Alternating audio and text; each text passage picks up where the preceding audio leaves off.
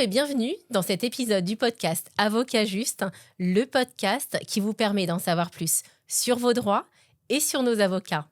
Aujourd'hui, j'ai le plaisir d'accueillir ma consoeur Laetitia Camus, qui nous vient du sud de la France à Montpellier et qui va vous permettre d'en savoir plus sur vos droits, que vous soyez salarié ou employeur.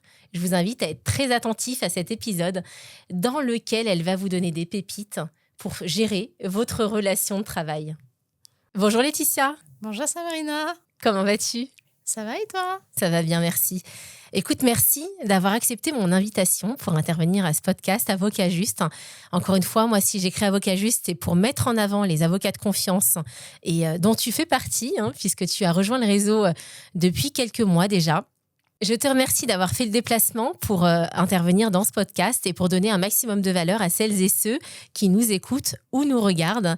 Écoute, dans un premier temps, je te propose de te présenter à celles et ceux qui nous regardent. Je suis Laetitia Camus, avocate en droit du travail à Montpellier et ma mission est d'accompagner les salariés et les employeurs à la reconnaissance et préservation de leurs droits, plus spécifiquement en situation de mal-être au travail. Donc les salariés, je les accompagne à la reconnaissance de leurs droits de manière amiable de préférence et les employeurs, je les conseille pour préserver la santé et la sécurité de leurs salariés. Alors, c'est toujours intéressant pour moi de creuser s'agissant de la personnalité de mes confrères et de mes consoeurs. Quand on va voir un avocat, bien naturellement, c'est pour ses compétences. Mais au-delà de ça, il y a une vraie personnalité derrière. Et j'aimerais creuser la tienne et en savoir plus sur toi. Qu'est-ce qui a fait que tu as voulu devenir avocate ? Alors, avocate, c'est vrai que c'est quelque chose qui est venu de très loin. J'avais fait un stage en troisième, qui a fait que il y a eu cette petite étincelle. J'avais fait un stage chez une avocate qui habitait dans le village natal où j'ai grandi. Et c'est venu comme ça, on va dire. Et le fait, cette défense de la veuve et de l'orphelin, si je puis me permettre, pour reprendre une expression de Saint-Yves, ou également le fait de chercher, c'est un métier de recherche, en fait. La profession d'avocat, c'est ça qui m'a animée. Donc, du coup, c'est comme ça que j'ai fait mes études de droit et que, bizarrement, mes résultats aussi se sont envolés. Donc, que ce soit au collège ou au lycée. Et donc, j'ai commencé mes études de droit et le droit du travail, c'est venu en troisième année quand j'ai découvert la matière et quand j'ai fait quelques stages aussi qui m'ont beaucoup apporté. Voilà, donc, et de fil en aiguille, donc j'ai fait des stages en entreprise. Donc, j'étais chez ThyssenKrupp Ascenseur et TUI France, où j'ai beaucoup appris donc le volet entreprise, le volet employeur. Et également, j'ai été 3 ans aussi dans un cabinet d'avocats pro-employeur. Et également, j'ai été dans un cabinet pro-salarié aussi, donc ce qui me permet vraiment d'avoir cette double casquette, d'anticiper les arguments de l'autre, mais aussi de mieux préserver côté employeur, d'être de meilleurs conseils. Génial. Et justement, à ce sujet, est-ce que tu peux nous dire à celles et ceux qui nous regardent qui tu accompagnes aujourd'hui au quotidien dans le cadre de la défense des intérêts de tes clients ? Alors aujourd'hui, ce que j'accompagne, donc, ce sont donc les salariés donc, qui sont victimes de mal-être au travail, soit qui vivent des situations de harcèlement moral, de discrimination, également d'accidents de travail et maladies professionnelles, soit qui est reconnu ou non par la caisse primaire d'assurance maladie. Et j'accompagne ces salariés-là à la reconnaissance de leurs droits, de préférence de manière amiable parce qu'effectivement, c'est une procédure plus rapide et tout le monde est satisfait. Il n'y a pas de gagnant, il n'y a pas de perdant et tout le monde repart avec un montant qu'ils ont négocié sur lequel ils se sont mis d'accord. Donc, c'est pour ça que le côté amiable, ça fait partie de mon axe d'accompagnement. Et c'est mieux, ça permet à chacun de passer à autre chose plus rapidement quand on connaît notamment les aléas et l'encombrement actuel des juridictions. Bah justement, c'est intéressant parce qu'effectivement, c'était l'une de mes questions. Nous pratiquons toutes les deux effectivement ce type de dossier et c'est intéressant de savoir quelle est ta vision justement de la négociation. Comment est-ce que, pour celles et ceux, encore une fois, qui nous regardent, comment est-ce que tu approches un dossier de cette façon-là? Encore une fois, hein, beaucoup de confrères et de consoeurs qui exercent au contentieux se disent bon bah moi je fonce entre guillemets tête baissée pour aller au combat. Toi, comment tu vois les choses justement dans cette vision de l'amiable? Alors, dans cette vision de l'amiable, ah oui, déjà aussi, donc, pour répondre à la précédente question, j'accompagne également les employeurs dans le conseil et enfin, dans le conseil, donc pour qu'ils mettent en place des dispositifs pour préserver la santé et sécurité au travail et je les accompagne aussi en tant que de contentieux, encore une fois, à l'amiable. Donc, pour répondre à cette question donc de ma vision de la négociation, donc l'idée, c'est quand même voilà, d'avancer donc les arguments pour un minimum d'arguments pour voilà, pour faire comprendre qu'on a des éléments et qu'on n'hésitera pas à aller au combat. Et ça au stade du courrier, au Ça, final, hein. c'est des courriers, hein. Ça, c'est Voilà. un courrier un courrier de mise en demeure avec un autre en tête. Généralement, ça réveille les employeurs quand on est côté salarié. Et quand on est côté employeur, et quand on reçoit ce type de courrier, oui, effectivement, il vaut mieux prendre attache auprès d'un avocat pour étudier les chances de succès de la procédure. Donc ça, c'est important. Et dans cette vision de la négociation aussi, ce qui est important de pratiquer, c'est tendre vers ce qu'on appelle la négociation raisonnée, c'est-à-dire donc avec de l'écoute active de chacun des arguments des parties pour en prendre en compte, pour réajuster et aller vers le compromis, on va dire, le montant exact et enfin les conditions exactes sur lesquelles on se met d'accord pour que personne regrette en fait d'avoir signé une transaction, un PV de conciliation. C'est ça, parce qu'effectivement, de toute façon, la négociation sur le principe, c'est du gagnant-gagnant.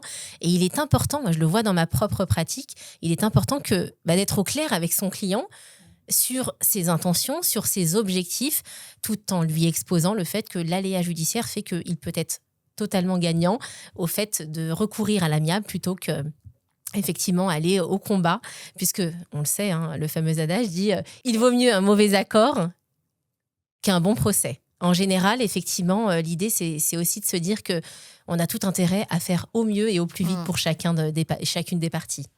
Oui, c'est ce que je dis à tous mes clients, hein. À chaque fois, je leur dis, il vaut mieux négocier à l'amiable. C'est plus rapide. On évite l'aléa judiciaire du fait de la composition du conseil de prud'homme, qui sont 2 employeurs, 2 salariés, qui sont pas des magistrats professionnels et qui doivent se mettre d'accord pour rendre un jugement.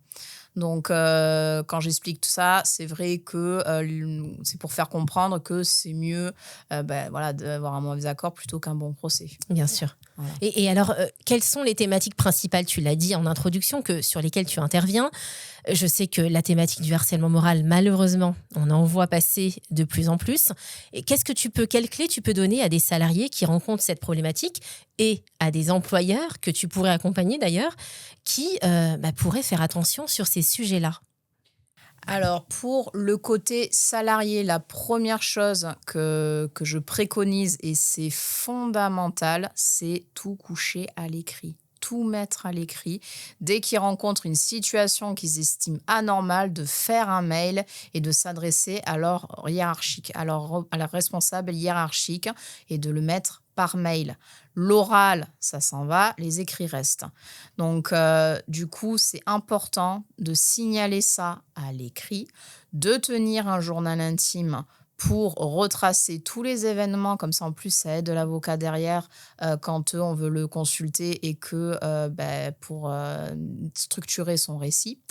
Et également, récolter, on va dire, conserver les preuves, que ce soit les entretiens annuels, que ce soit les mails de signalement, que ce soit ce journal intime. Il faut tout conserver. Et aussi, si jamais on fait l'objet d'entretiens informels, on sait que maintenant, la jurisprudence admet comme étant recevable des enregistrements audio. Donc, c'est la raison pour laquelle, voilà, pour conserver un maximum de preuves, L'important, c'est l'écrit. Côté employeur, dès qu'il reçoit un signalement de harcèlement moral, il faut surtout pas qu'il l'ignore et il faut surtout pas qu'il le conteste. Ce qu'il faut, c'est faire une enquête. Primordial aussi. Il faut faire une enquête, quitte à ce qu'elle n'aboutisse pas, mais au moins l'employeur montrera qu'il a respecté son obligation de sécurité. Parce que sinon, si jamais il ne fait pas d'enquête, soit qu'il ne fait que réfuter les propos du salarié ou alors qu'il ne fait strictement rien, là, il engage sa responsabilité. Là, il manque à son obligation de sécurité. Il peut être, on va dire, complice de harcèlement moral, même si ça n'existe pas, ça, devant le conseil de prud'homme. Mais il peut se rendre coupable de harcèlement moral et ça peut valoir cher en termes d'indemnité. En sachant, je le souligne, moi qui exerce aussi au pénal, c'est-à-dire que le harcèlement moral, en l'occurrence, est tant une infraction qui peut être reprochée sur le plan civil, mais également, en l'occurrence, sur le plan pénal, devant le tribunal correctionnel, et qui peut entraîner la condamnation de l'auteur de l'infraction. Donc c'est vrai que c'est très important ce que tu dis. Alors il faut aussi peut-être rappeler à celles et ceux qui nous regardent, en tout cas aux salariés, qu'à partir du moment où il y a un entretien informel, comme tu le disais également, ne pas hésiter à penser à faire un écrit disant tout simplement que suite à notre entretien informel du temps, voilà, je vous relate ce qu'il s'est passé. Bref, tu as parfaitement raison sur le fait que les écrits restent effectivement et beaucoup n'y pensent pas. Très important ce point-là. Alors, il y a d'autres thématiques qui reviennent assez souvent, telles que les heures supplémentaires impayées. Qu'est-ce que tu pourrais dire aux salariés et aux employeurs éventuellement sur ce sujet ? Que pour les heures supplémentaires, ce qui est important, donc volet employeur, ce qu'il est important de souligner, c'est qu'il faut qu'ils contrôlent, on va dire, les salariés, surtout les salariés qui ne sont pas au forfait jour. Donc, tous les salariés qui sont soumis à un horaire, il faut qu'ils soient très attentifs et contrôler la durée du travail. Pourquoi ? Parce que s'il n'a aucun système de contrôle de la durée du travail de ses salariés, ils peuvent facilement réclamer les heures supplémentaires et les obtenir. Donc, c'est la raison pour laquelle il faut qu'ils soient attentifs sur la manière de contrôler la durée du travail, quitte à investir un peu dans une pointeuse, par exemple, ou alors, à minima, une solution peu coûteuse, un relevé horaire. Voilà, sur Word, on imprime et au moins, on a la preuve des horaires. Côté salarié, la même chose, c'est de retracer leurs horaires, soit sur Excel ou alors sur papier libre, qui note tous leurs horaires. Et comme ça permet d'avoir une traçabilité. Et comme ça, ils peuvent réclamer derrière les heures supplémentaires. Super, vraiment très intéressant ce que tu dis. On va terminer cet épisode de podcast. J'aimerais savoir, dans ta pratique concrètement, si quelqu'un veut prendre rendez-vous avec toi et veut que tu l'accompagnes, comment tu procèdes ? En gros, du début, à savoir la prise de rendez-vous, à la suite, jusqu'à un éventuel jugement rendu par le conseil de prud'homme. Alors moi, généralement, donc, je prends, quand on prend rendez-vous, donc je cadre, on va dire, la consultation, donc je me présente, je dis comment ça va se passer, donc prendre des renseignements d'usage, dire que je vais pas hésiter, je m'excuserai par avance de couper la parole pour avoir des précisions, et je fais, on va dire, j'écoute beaucoup le client parce que c'est sa situation, donc je l'écoute beaucoup, j'hésite pas à reformuler si j'ai pas compris ou si j'ai bien compris, donc je suis vraiment dans l'écoute active. J'essaie aussi de transmettre de la compassion, de la bienveillance pour que la personne se sente bien. D'ailleurs, c'est ce que je fais. Enfin, j'emménage mon cabinet d'avocat exprès pour ça, pour que la personne se sente bien et qu'elle soit prête à se livrer. C'est très important. Et après, derrière, j'accompagne, j'explique clairement chaque étape de la procédure en proposant un suivi régulier une fois par mois, par exemple.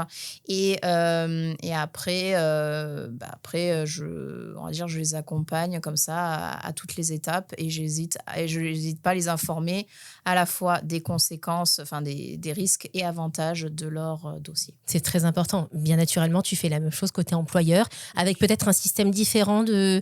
est-ce que tu as prévu, je ne sais pas, un système d'abonnement pour éventuellement des rendez-vous réguliers, plus réguliers ? Alors, pour les employeurs, je procède aussi autrement. Donc, soit ils viennent pour me voir pour un contentieux et là, je fais exactement la même chose.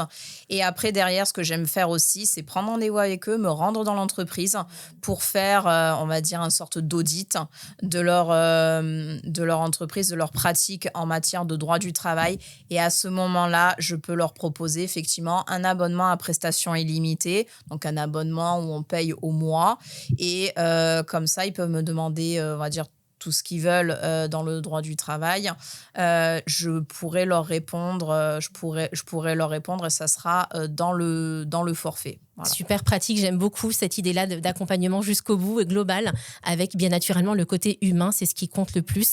C'est la raison pour laquelle j'ai créé Avocat Juste. Donc merci à vous de nous avoir suivis pour cet épisode et il y en aura d'autres. Merci encore à Laetitia d'être présente et d'avoir été vraiment très claire sur ces précieux conseils que tu nous as donnés. Si vous souhaitez être accompagné par Laetitia, vous pouvez retrouver son profil sur la plateforme Avocat Juste et on vous dit à bientôt pour un nouvel épisode.